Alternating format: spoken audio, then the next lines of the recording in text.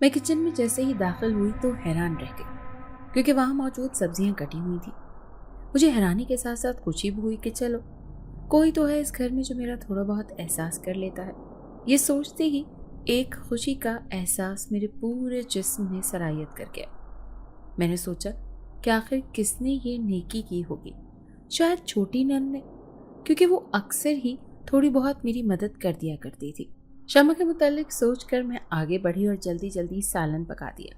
اس کے بعد بھی مجھے کافی کام کرنے تھے اور ساس اوپر سے اپنا حکم الگ چلانے کے لیے موجود تھی۔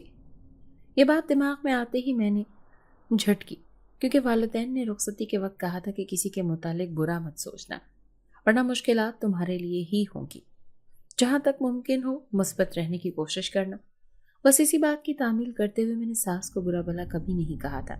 سالن بنا کر جلدی سے روٹیاں پکائیں، آٹا میں پہلے ہی گوندھ کے رکھ چکی تھی۔